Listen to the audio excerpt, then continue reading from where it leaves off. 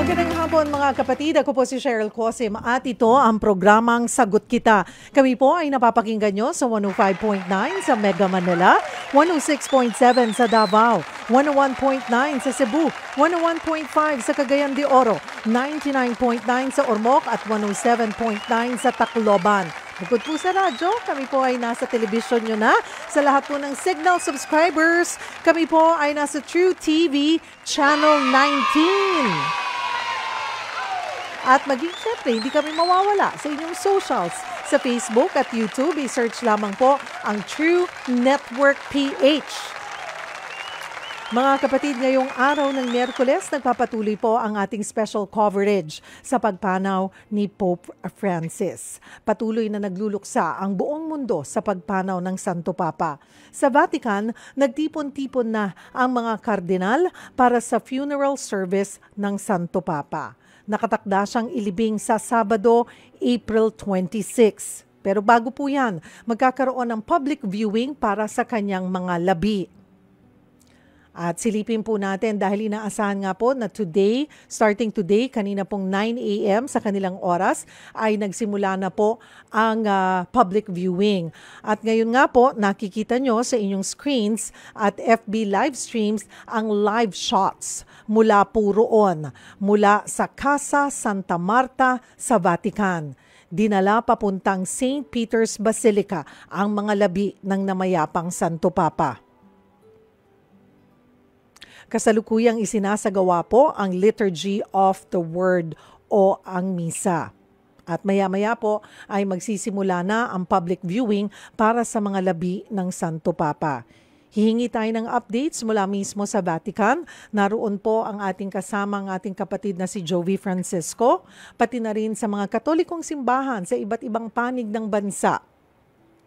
Aalamin din natin ang mga susunod na pangyayari hanggang sa magkaroon ng bagong Pope. Ang public viewing po ay tatagal ng 3 araw hanggang mailibing nga po ang Santo Papa sa April 26. Ang nakikita nyo po sa inyong screen ay live shot po yan, live na kuha po yan mula sa Vatican. Inaasahan na rin po na maliban po sa mga ordinaryong Katoliko ay inaasahang bumisita ang mga head of states, ang iba't ibang leader ng mga bansa at iba pang dignitaries para makiramay nga po sa pagpanaw ng Santo Papa. At nagpahayag na rin po ang ating pamahalaan, si Pangulong Bongbong Marcos at ang ating First Lady na si Liza Araneta Marcos ay magiging bahagi or lilipad din patungong Vatican para sa funeral po ni Pope Francis. Naanyayahan po namin kayong sumali sa ating talakayan. Anong pinakamahalagang katangian ang dapat taglay ng susunod na Santo Papa? Yan po ang ating question of the day, mga kapatid. Anong pinakamahalagang katangian ang dapat taglay ng susunod na Santo Papa? Share nyo nga po sa amin, mga kapatid. At mamaya po ay babasahin po natin yan isa-isa. Ayan po. At kung pagbabasihan po natin, yun pong mga katangian ni Pope Francis, ang sinasabi nga po ay talagang siya'y tunay na makatao. Pope Francis is often described as a reformist, pastoral, and humble Pope. Lagi po siyang nakafocus on mercy and compassion. Sinasabing advocate of the poor po siya. Pinapahalagahan niya ang kalikasan at napakasimple po niyang Pope. Ano po? So, iyan po ay ilan sa mga katangian na hindi po natin alam kung ang mapipili ng mga kardinal, katulad po ng mga nabanggit na naming detalye.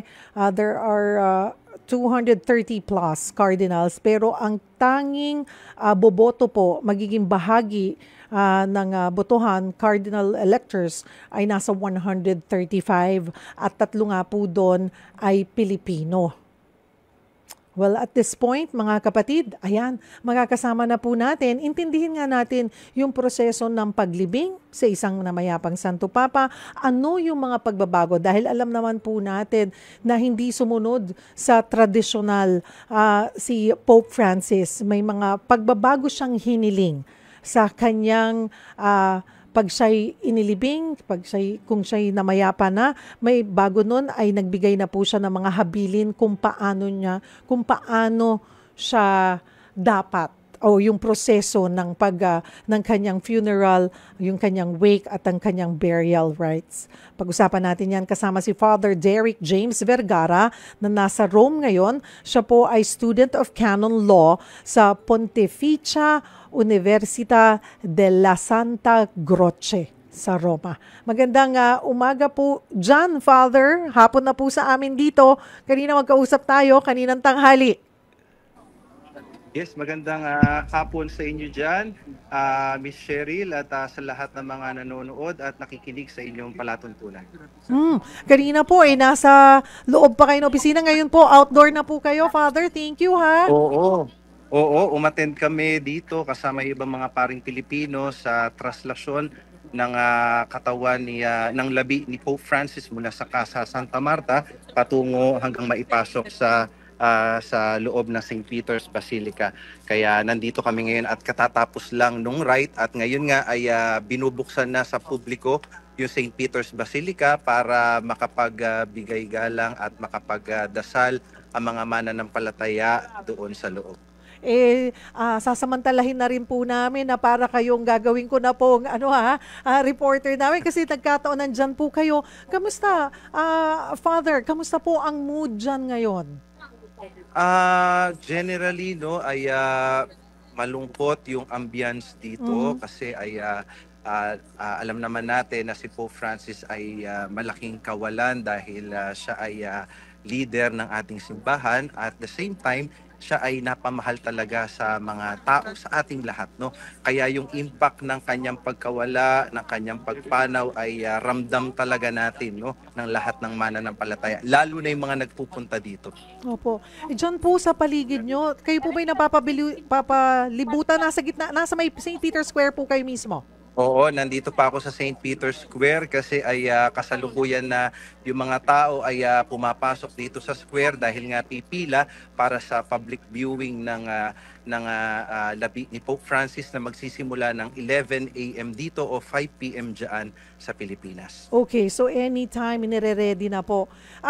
If Opo. kung okay lamang po, Father, ay pwede niyo po bang i-flip ng konti yung inyong camera para makita lang din namin gaano ba karami yung mga kasama niyo po dyan sa sa St. Peter's. Wait lang, tatayo ako. Sorry, Father, pero thank you. Thank you for doing it for us. Father Vergara. Ayan po. Kaso ayan, Alright. Kasama mga tao. Ayun. Can we do a full screen, direct? Ayan po. Ayan. So at this point po, talagang dagsana, no? Father Vergara, ang mga tao. Marami rin po ba kayong nasilayan dyan ng mga Pilipino? Oo. At yung mga ibang mga kababayan nating Pilipino ay nandoon sa kabilang quadrant nitong square at ilan sa kanila ay nakausap ko kanina bago magsimula yung rito ng paglilipat o yung traslasyon. Ano po ang mga napag-usapan nyo? Ano po ang pakiramdam nila? Marami sa kanila ay galing pa ng Pilipinas at yung iba naman sa kanila ay galing pa sa iba't ibang parte ng Europa pero sila ay nag-leave sa kanilang trabaho para lang makapunta dito sa traslasyon. Father Vergara, sabi nyo nga po, isinagawa na yung traslasyon ng mga labi ng Santo Papa. Ano po ang kahalagahan nito? Kaninang tanghali, nabanggit nyo po yun may 3 stops na mangyari. Go ahead. Yung traslasyon na yon, isa yon sa mga ancient rituals, no, ng simbahang Katolika pagdating sa paglilibing ng isang yumaong Santo Papa. At yung 3 na yon, no, kahit anuman na nagawain sa simbahan, significant para sa atin yung tatlo, no, dahil it is an honor to the Trinity, to the one and triune God. And itong translasyon na ito, no, ay isa to doon na nagpapakita ng paglilipat ng katawan o ng labi ni Pope Francis, no, sa tatlong mahalagang lugar hanggang siya ay makarating doon sa kanyang huling hantungan sa Basilica ng Santa Maria Maggiore dito sa Roma. At ngayon po, nailipat na nga po, ano po ang aasahan? Paano po ba isinasagawa ang public viewing? Anyone po ba? 24/7 ba yan sa loob ng 3 oras na bukas? Paano po? Miss Cheryl, sa ngayon ay yung public, no, ay papayagan na pumasok doon hanggang alas 12 ng hating gabi mamaya. At mula alas 12 ay isasarado uli ito, magbubukas uli kinabukasan ng umaga at gayon din hanggang alas 12.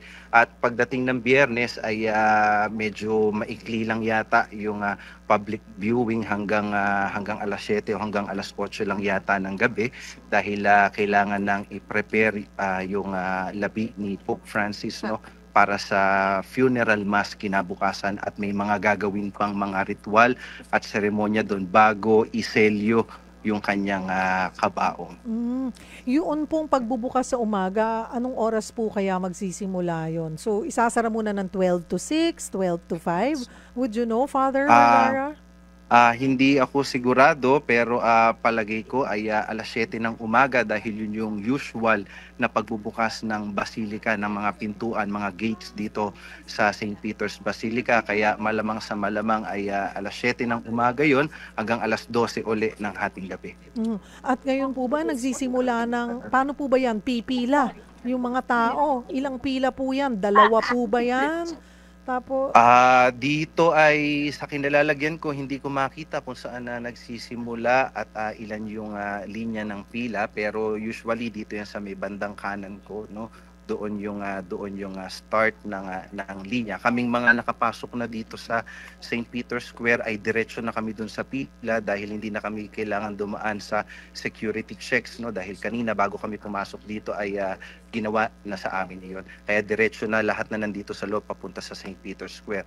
So ngayon, unti-unti yung mga tao ay unti-unti nang tumatayo sa kanilang mga upuan at unti-unti nang pumipila doon. Dahil sa loob ngayon ng St. Peter's Basilica ay inuuna muna yung public viewing, no, para doon sa miyembro ng Vatican State at saka ng papal household. So sila muna yung inuuna at syempre yung mga kardinal na nandoon.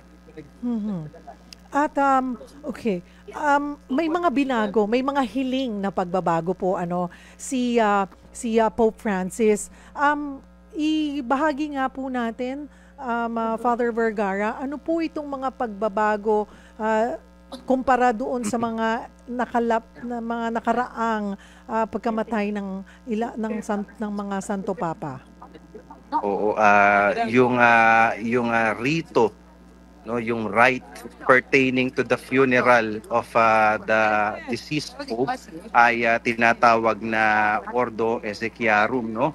At yung dokumento na yon ay matagal ng dokumento yon pero noong nakaraang taon ay na-publish siya noong November, no. Kasama na doon yung modifications na ginawa ni Pope Francis at ilan nga sa content ng mga pagbabago na yon ay una, dati ang Santo Papa ay sa kanyang kwarto at sa kanyang deathbed para matiyak kung talagang yumao na ang Santo Papa ay pupuntahan siya doon ng Camerlengo, Cardinal Camerlengo na may daladalang silver hammer na maliit, no, at tatawagin ng kanyang pangalan, itutuktok habang itinutuktok ng 3 beses yung silver hammer na yon, no, at tinatawag yung kanyang baptismal name at ang kanyang baptismal name ay Jorge, no, hindi siya tatawagin na Francis o Pope Francis, tatawagin siya sa kanyang baptismal name na Jorge, sapagkat kapag namatay na ang Papa ay natatapos na din, no, yung kanyang tungkulin dito sa mundo, natatanggal na rin at nawawala na rin lahat ng titulo na mayroon siya. at sa harapan ng Diyos ay siya'y ordinaryong si Jorge, ordinaryong mananampalataya, ordinaryong Kristiyano sa harapan ng Diyos. Kaya yun yung una na tinanggal niya, instead na magkaroon ng pagtapik sa ulo, sa noo ng silver hammer, ay sa kanyang utos gagawin ang pagsisigurado ng kanyang pagtitiyak ng kanyang kamatayan at paglalagay sa kanya sa taol doon sa kapilya ng Casa Santa Marta. So isa iyon. Kaya nakita natin nung Lunes ng gabi, yun yung isinagawa doon, yun yung unang stop. At isa pa doon ay hindi niya hiniling na siya ay mailagay doon sa tinatawag nating bier, no? Yung bier ay para siyang frame, no? Wooden frame na mayroong unan katulad ng mga ginamit ni Pope John Paul II at ni Pope Benedict XVI, no? Hindi niya ninais na mailagay siya doon, bagkus gusto niya kapag inilabas na siya ng Casa Santa Marta, siya ay nandoon na sa loob ng kanyang kabaong. At katulad ng kanyang hiling din, no, isa doon ay hiniling niya na hindi ilagay ang kanyang kabaong, ipatong, no, sa anumang tungtungan. Kung hindi makikita nyo, no, sa loob ng St. Peter's Basilica ngayon, siya ngayon ay nandoon sa lapag. So parang ordinaryong mananampalataya na namatay. Kaya yun ang isa sa kanyang mga kahilingan. At dagdag pa doon yung kanyang kahilingan na huwag nang ilagay yung pastoral cross na sumisimbolo sa authority ng isang obispo o ng isang Santo Papa, dahil nga katulad na sinabi ko kanina ay kapag namatay na ang Santo Papa, nawawala na ang kanyang kapangyarihan, nawawala na ang kanyang titulo dito sa lupang ibabaw. Mhm. Doon din po kanina may nabanggit po kayo, yung tungkod. Yun yung pastoral staff, no? Oh.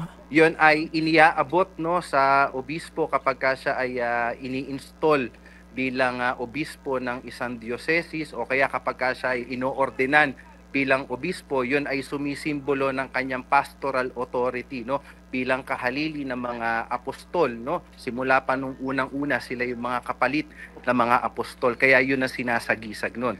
Kaya kapag namatay ang Papa, no, si Pope Francis ngayon, hiniling niya na wag nang ilagay yung pastoral staff na yon, and it makes sense kasi upon his death, no, natatapos na ang lahat sa kanyang pamumuno, sa kanyang paglilingkod dito sa simbahan. Mhm. Ngayon po ay yung pelikulang Conclave, Father Vergara, I'm not sure kung napanood nyo na yon. May mga marami tuloy ng curious mga tao na nanonood na ganun nga ba yung nangyayari. Kasi meron din bahagi doon na yung may tinanggal na singsing. Tapos may tinanggal doon nakadikit na singsing. Ano po ba yun? Yun po ba talaga ay nangyayari din? Aspetta, signore. Un momento. Sorry pinaalis na kasi. Ay, sorry po. Nung mga security dito. Lilipat lang ako dito sa isang safe na lugar, no. So pakiulit nga, Miss Cheryl, yung tanong niyo. Yung sa singsing, kasi po, 'di ba may pelikulang Conclave ngayon? I think it was last year. So hindi maialis sa mga taong nakapanood no na napipicture nila na ganun din yung pinagdaanan o pinagdadaanan ng mga Santo Papa na namamatay. Meron dun kasi na singsing na tinanggal, tapos may tinanggal na nakapatong dun sa singsing. Ganun din po ba yun kay Pope Francis? Ganun din yun, Miss Cheryl, no? At isa yon sa mga ancient tradition din, kaya siya kinukuha ng Camerlengo at pinupukpok hanggang mawasak, no? Ay dahil para una, it signifies the official reign of the Pope of his papacy. Pangalawa ay para to avoid any forgery sa documents, no, papal documents, no, na pwedeng pag-interesan ng mga may masasamang loob.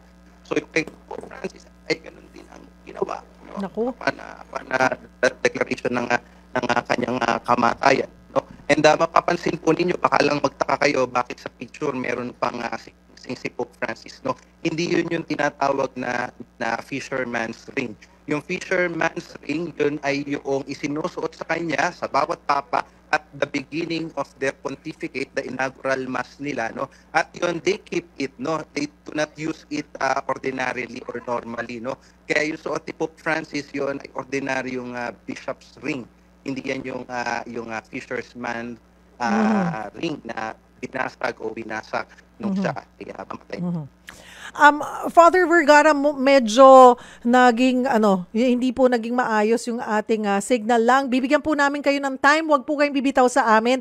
Pero ayusin lamang po natin ng kaunti yung ating signal or makahanap po kayo ng better location na magiging mas komportable kayo. Ayan, paki-check na lang si Father Vergara.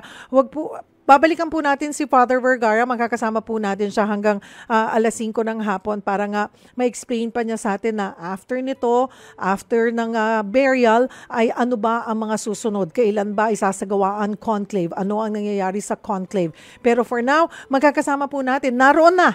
Nakarating na po doon ang ating kapatid, ang ating Senior Manager for News Content, One News, si Jovi Francisco. Hi, Jovi! Magandang umaga from the Vatican, Cheryl. Clear ba? Oo, very clear, very clear. Sayang lang di ka namin makita. Okay. Yes, hindi ko ma-video kasi nakakadalawang live na ako na pag malapit ako doon sa crowd, namamatay siya no. So, Okay. maano lang tayo. Ma-disappoint lang tayo no. So, but anyway, I'm sure naman ang mga kapatid natin have seen yung may live. translasyon na tinatawag Oo. or yung naka-live naman tayo do sa nangyaring procession from Santa Marta na residence ay papunta dito sa Basilica, sa St. Peter's Basilica, dinala nga si Pope Francis. Sa ngayon, hinihintay na matapos yung misa, Cheryl, kasi pag natapos yung misa, isi-signify doon yung start nung ang tawag nila dito visitation, pero sa atin dyan ang tawag natin is public viewing, di ba? Pero may visitation na magaganap after public viewing, doon na magsisimula. In fact, yung mga kanina na yung earlier, yung mga sa isang umaga na nakita kong pumila dito, winitness sila yung yung transfer. Pero ngayon meron ng second wave of pilgrims or mga faithful na pumipila ngayon, pero for the viewing na ito or for the visitation at dahil tapos na rin naman yung procession kanina, Cheryl. Okay. Paano ang proseso? Paano yung security? Bago makapasok sa St. Peter's Square, may security na muna. Sa bilang ko there are around 6 main entrances baka meron pang iba dahil yung media iba rin yung pasokan nandoon yung Vatican security na yun nga parang may choke point doon na kailangan nilang pumila. Sa nakita ko dito from my vantage point kanina kung saan ako naka-assign sa may Porta Angelica, sa kasagsagan ng pila, para mga 3 blocks yung natatanaw ng tao na nakapila for the procession. Pero ngayon medyo kumonti na dahil nakapasok na sila. So medyo mahaba na naman siya dito sa area ko para do sa para do naman sa public viewing. Cheryl, maraming tao, medyo may choke point because meron security na i-check syempre yung mga dala-dalang mga gamit ng pumapasok pero usually nakita ko ang mga bit-bit lang, wala yung usual dahil alam nila magtatagal sila ito, maraming dalang pagkain o kaya may mga dalang upuan, wala man nakitang gano'n, talagang ang bit-bit nila sarili sa mga bag lang nila. And that's it. Mostly, at least dito sa vantage point ko sa isang entrance. Joey, pagdating mo dyan, may mga nakausap ka na bang mga kababayan natin? Ano rin yung iyong observation? Yes. Ay, pwede mo bang ilarawan sa amin kung Yes. paano tinanggap ng mga tao dyan ang balita nga ng pagpanaw ni Pope Francis?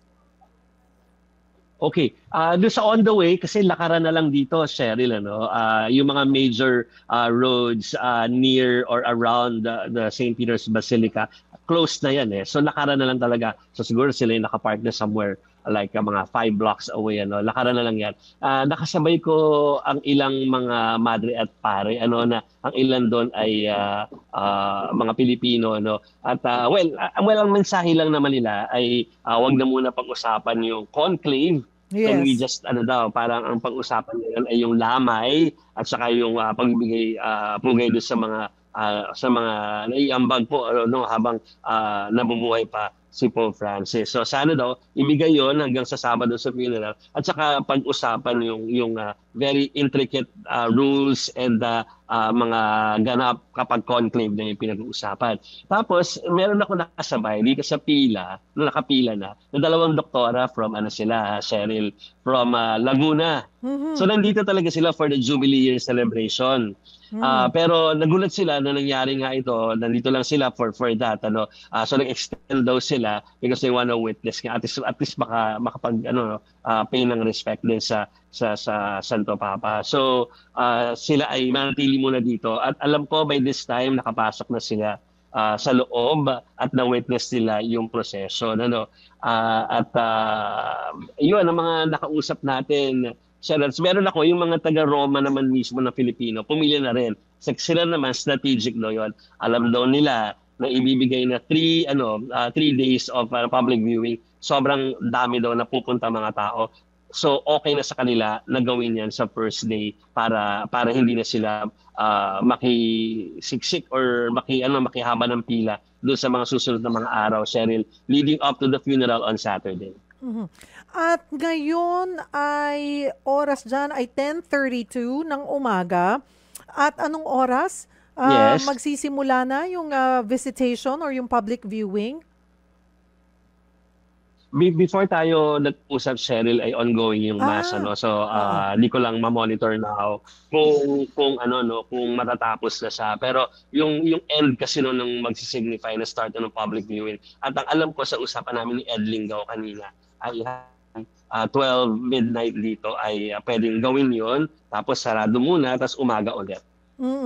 Oo.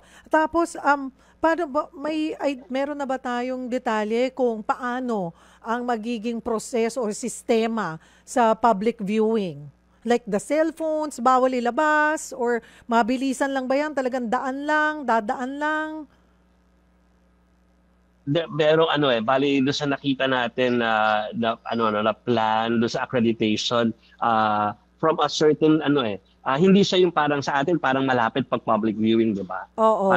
Parang halos malapit yan sa cafe Oo. So ito may certain distance naman ito. At saka kailangan ng medyo mabilis kasi mahaba yung pila, Cheryl, And I think ngayon siguro parang tatansyahin pa nila ngayong araw kung gaano lang kabilis yung lakad ng mga tao sa pagpasok at paglabas doon sa hall na yon, yung confession tawag doon out of the confessions kasi depende pero magbabago yan kapag nakita sobrang dami naghihintay sa labas. They will have to make it faster than yung allowed time sana na parang may room for prayer pa before umalis dun sa harap.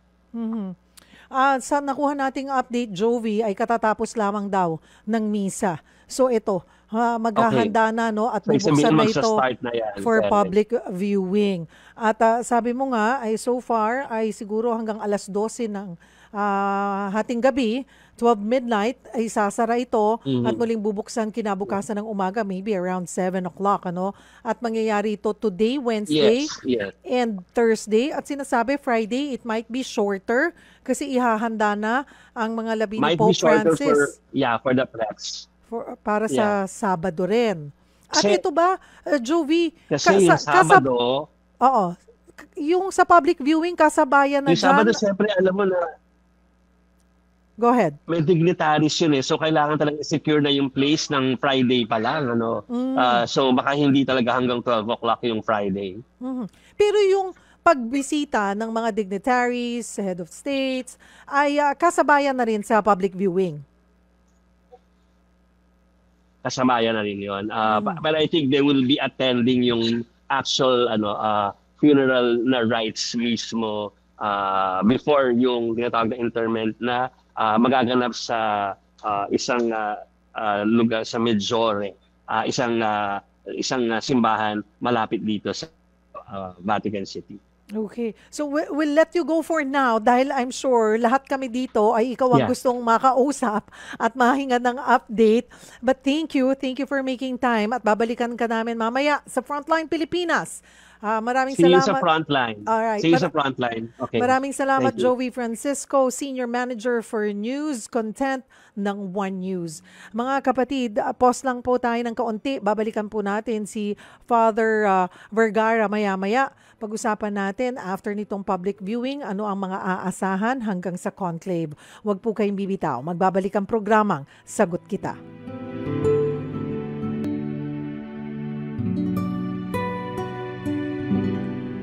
Nagbabalik po ang programang Sagot Kita, kasama po ang inyong lingkod Cheryl Cosim. Ang ating question of the day, anong pinakamahalagang katangian ang dapat taglay ng susunod na Santo Papa para po sa inyo? Sali po kayo, mag-post po kayo sa ating live stream at mamaya po ibabasahin natin yan sa dulo ng ating programa.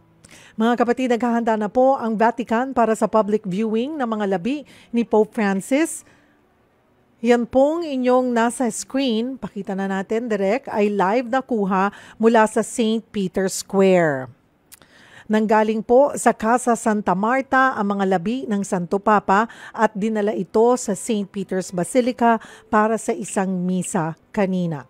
Kasama pa rin po natin si Father Derek James Vergara na nasa Rome ngayon. Siya po ay student of canon law ng Pontificia Università della Santa Croce. Father James, salamat po sa oras Hello. pa rin. Baka, sana hindi ka magandang napaalisin hapon kung po nasaan muli. ka. Nandito na ako sa may labas ng Vatican. Nandito na ako sa Via Ottaviano. Ito Opo. yung papunta na doon sa may train station kasi I think hindi na ako makakapila for public viewing yun kasi napakarami talagang tao. So I decided na lumabas na lang and then babalik na lang ako mamayang gabi or before midnight. I expect medyo kakaunti na ang tao by that time. Okay. Ang huli po naming balita na nakuha ay katatapos lamang po ng misa. Ano po ang susunod dyan, Father James?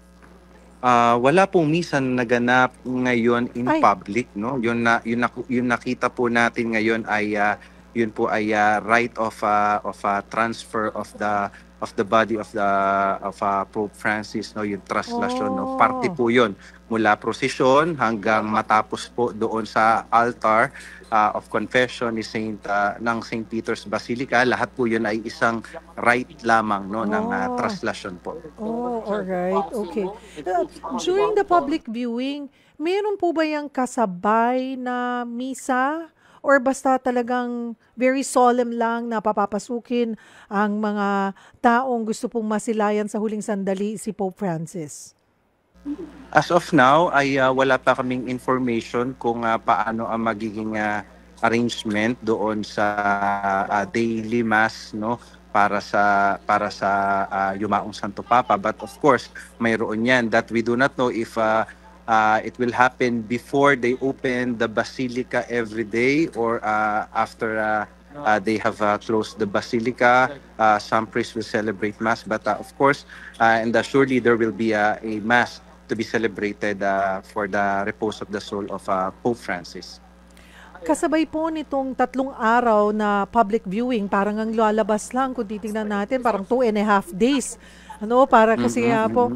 Pero inaasahan din nga po ay even po ang ating Pangulo dito at ang ating First Lady ay inaasahan din dumating dyan. Paano po? Kasabay ba sila dun sa public viewing? May sarili ba silang oras? May sarili silang araw? Or sabay-sabay po yan?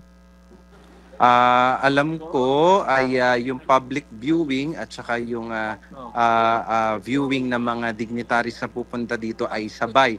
Pero syempre may special place para sa mga dignitaries for security reasons din naman, no? Kaya binibigyan sila ng special access doon. But definitely ay kasabay, no, ng public viewing nung sabihin natin parang private viewing din ng mga government officials from all over the world na pupunta dito sa St. Peter's Basilica. After po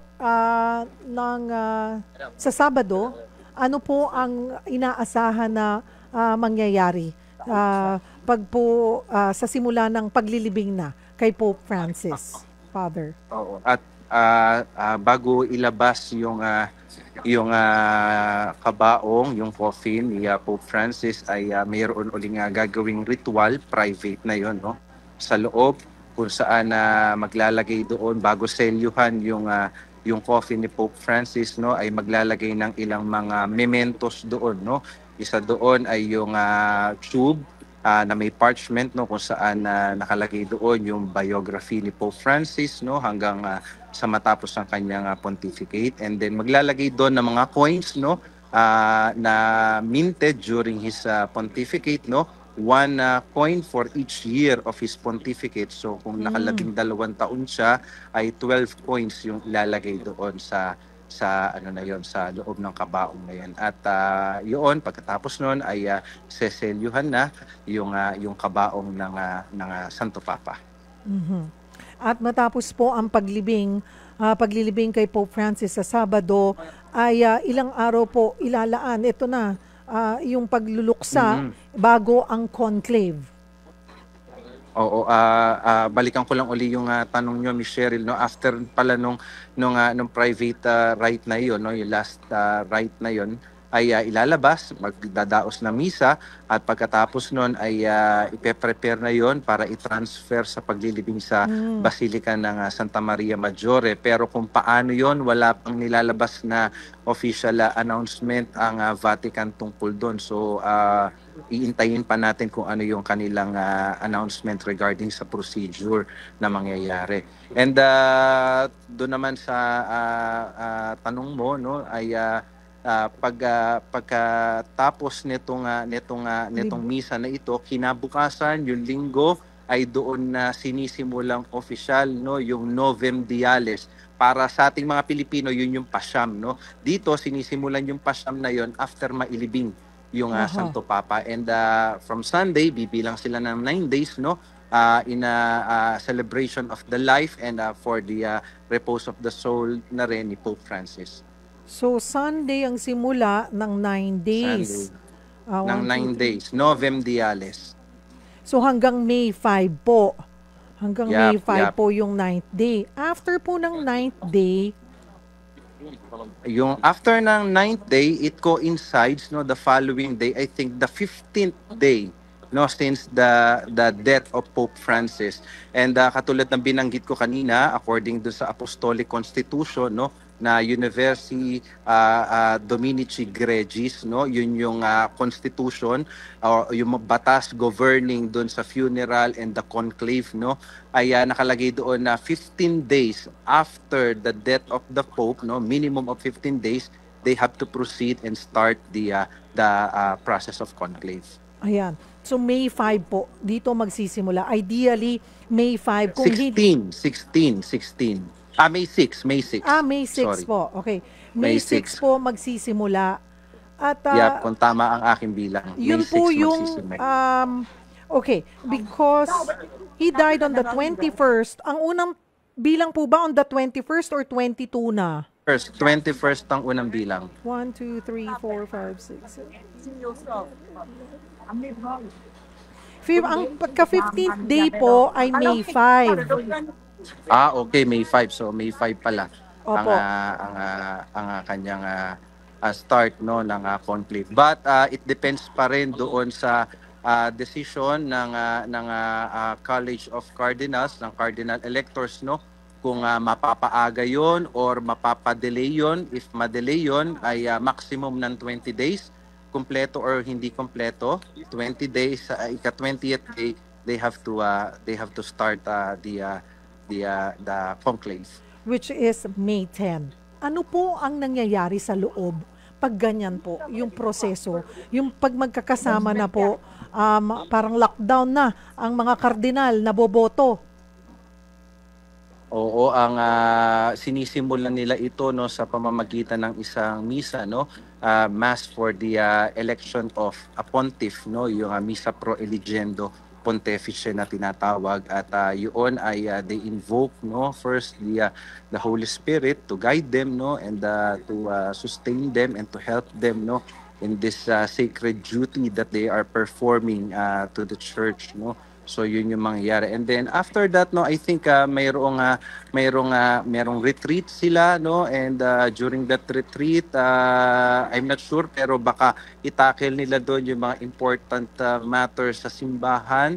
And that's it. Kapag na-settle na yun, they will proceed with the conclave proper na.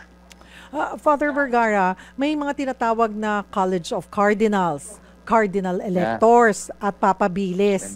Ano nga nyo po sa amin? Paintindi nyo nga po, ano ba pagkakaiba nilang tatlo? Yung College of Cardinals, no, ito yung 252 na living cardinals ng simbahan natin, no. Opo. And it includes the cardinal electors. Ito yung hindi pa nagre-reach ng 80th year nila, at yung mga retired, no, those who have reached their 80th year, no.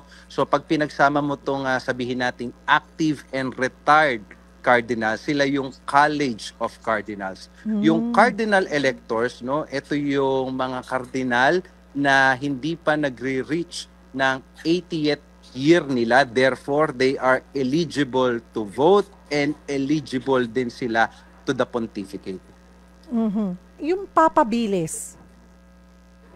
Wala yun eh. Wala yun sa ano talaga, no, sa language ng conclave, no. Parang ano lang siya, parang sabihin natin na tinerm lang siya ng mundo, no, para i-describe yung mga famous na pope ba na parang sabihin na famous cardinals ba, no. So yun yung ano nila, yun yung kanilang ginamit na term, pero sa lengguwahe ng simbahan at sa loob ng simbahan, it doesn't exist talaga. Kasi lahat ng cardinals, katulad ng binanggit ko, no, na below 80 years old, all of them are eligible, no, eligible for papacy. They are candidates by the virtue and nature of their being a cardinal, no. Parang kaakibat 'yon ng kanilang pagiging cardinal, na sila ay boboto at posibilidad na sila rin ay mahalal sa pagkapapa. So they do not apply for papacy, no, but they vote and they are there because it is their sacred duty, and that is part of the nature of the cardinalate. At ito po yung 135 na cardinal electors. Ano po? Yes, na cardinal electors ngayon. So sila yun. Hindi po From kasi among them, kadalasan ay doon manggagaling sa kanila, no, yung susunod at bagong Santo Papa. Hindi po kasi maiaalis na matanong, yung kanina rin po natanong ko na lumalabas kasi sa mga balita, may mga shortlist, yung mga famous, yung mga, kumbaga parang sabihin, mga front runners, yung mga posibleng manalo or maging susunod na pope. Sila po ba, sila like the 135, kung ano po yung kaalaman nyo at may babahagi nyo, pag magkakasama na sila, pinag-uusapan daw ba kung ito ang ating manok, ito ang ating susuportahan? May mga ganun din ba yan, Father Vergara? Na-discuss nila ba yan? Naikikwento ba nila yan sa inyo? Regarding that, Ms. Cheryl, I cannot comment about that, no, kasi I am not sure kung talaga bang nag-uusap sila, no, personal tungkol sa mga ganyang bagay, no. I do not have the knowledge para sabihin na totoo or hindi totoo, kaya sorry, I cannot answer that question po. Paano po ang nagiging botohan? Paano yung proseso nila? Isa-isa po ba yan? May mga papel lang po ba sila? Paano po? Oo, yung process ng election nila, no, lahat ng step by step procedure noon ay nandoon sa Apostolic Constitution. But basically ganun, may kanya-kanya silang table doon, and then may kanya-kanya din silang papel doon, and then doon nila isusulat, no, yung pangalan ng kardinal na kanilang ibinoboto for papacy. And then sa hudyat nung College of Cardinals ay pupunta sila doon sa may altar at ilalagay nila, no, doon sa chalice yung kanilang boto, at pag natapos na maglagay ang lahat ng kardinal doon, ay bibilangin na yon ng tatlong kardinal, no, yung parang board of canvassers na tinatawag natin, or Oo, Aha. doon sa loob ng Sistine Chapel. So hindi po 'yan matutunghayan ng lahat ng 135 cardinals. Tatlo lang po sila tapos i-announce na lang nila after Hindi, sa nandoon talagang sila sa loob. oh, okay. Nandun sila sa loob. So, yung setup kasi noon ay parang two rows on each side, and then at the center, no, malapit do sa may altar, kung nasaan nandoon yung famous na fresco ni Michelangelo, yung Judgment, no, ay the Last Judgment, no, ay mayroong table doon para do sa mga kardinal na magbibilang ng boto, no. So yun ay bibilangin at babasahin, no, ng 3 beses sa lahat sa presensya ng lahat ng cardinal electors na nandoon sa loob ng Sistine Chapel. Um, Isa po ang si Cardinal Tagle sa lumalabas sa mga balita na posible na makonsider na susunod na Santo Papa. Ganyan din ba dyan po sa Vatican? That I do not know, Mahirap. kasi 'di ba may mga cardinal talaga na by virtue and by nature of their office, they are very well known, no, around the Mhm. world, no. But I think ganun pa rin yung aking magiging sagot. I cannot comment about that kasi it is not really the way we think of it, no, na ganun siya undergo yung process ng election natin, no. So talagang kakaiba siya at hindi unpredictable ba yung magiging outcome din ng result ng conclave. Yun isa siguro sa inyo ko rin po itatanong, Father Vergara, yung ating question of the day. Para po sa inyo, ano yung pinakamahalagang katangian na dapat taglay ng susunod na Santo Papa? Para sa akin, yung katangian ng susunod na Santo Papa ay basic lang din naman, no, based on the scriptures, no. Sabi ni Jesus Christ ay dalawa ang mahalagang commandment: love your God and love thy neighbor, no. Para sa akin yun yung dalawang qualities or qualification na basic na dapat mayroon yung susunod na Santo Papa. Kasi kapag yung susunod na Santo Papa ay may totoo at marubdob na pagmamahal sa Diyos, ay ituturo siya ng Diyos, ituturo sa kanya ng Diyos kung paano niya mamahalin yung tao katulad ng pagmamahal ni Jesucristo para sa ating lahat. At kapag siya naman ay nagmahal, no, may tunay na pagmamahal sa tao, sa sangkatauhan, ay mapagbubuklod niya, mapagkakaisa niya ang simbahan at ang sangkatauhan, at later on, no, ay mailapit niya ang lahat, no, patungo sa Diyos. Paghuli na lang din po, Father Vergara, ano po ang dapat alalahanin, isa puso, isa isip ng mga kababayan nating Katoliko sa ito pong sa pagpanaw po ni Pope Francis at sa paghahalal o sa pagpili ng bagong Santo Papa? Siguro una ay katulad ng aking binabanggit ay ipagdasal natin ang Santo Papa, at siguro sa pagkakataong ito, no, yung pagpapasalamat natin kay Pope Francis ay may express natin, no, sa pamamagitan ng pag-alaala sa kanya through prayers, no, because when we are thankful to that person, we remember that person, we remember how good he is or he was, no, to us. Kaya by remembering him, no, ay we are thanking him for all his contributions and the good deeds, no, for the church and for the rest of humanity. And pangalawa ay in a special way we also pray for the whole church, especially for the cardinal electors who will be performing their sacred duty of electing the next Supreme Pontiff of the Roman Catholic Church. Marami pong salamat sa inyong oras, Father Derek James Vergara, student of Canon Maraming Law. salamat din po. God bless you, Father. Salamat po. Thank you po. Mga kapatid, puntahan po natin ang ilan po ninyong mga mensahe. Basahin natin bago tayo magtapos ng ating programa. Si Ronald Tumbaga, Ang sabi niya, yung magpapatuloy ng sinimula ni Pope Francis, ang pagiging Pope ng mga masang naghihirap, inaapi, mga inaalipi ng mas malalakas at makapangyarihan. Si Brian Balbido, ang katangian dapat ng isang Santo Papa na kahit anong religion mo ay open siya sa lahat. Walang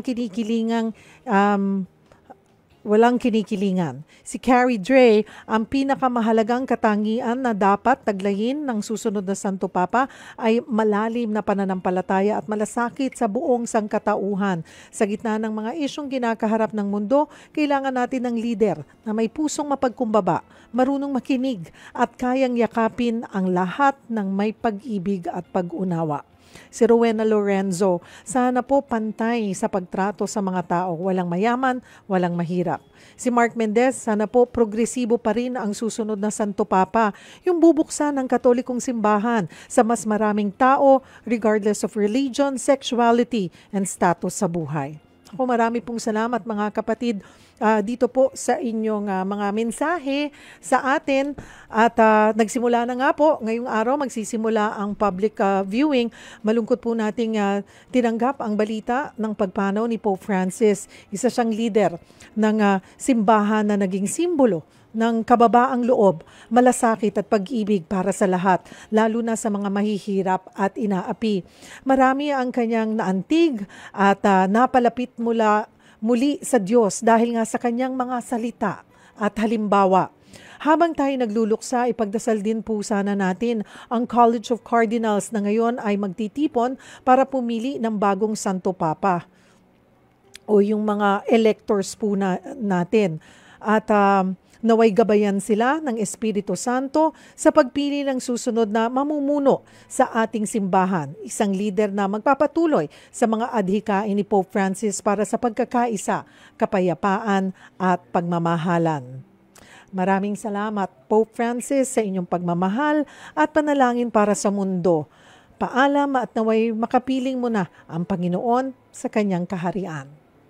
Marami pong salamat din mga kapatid for joining us. At ayun na nga po, pinakita natin kanina sa inyong mga screen, nagsisimula na po ang public viewing dyan sa St. Peter's Basilica.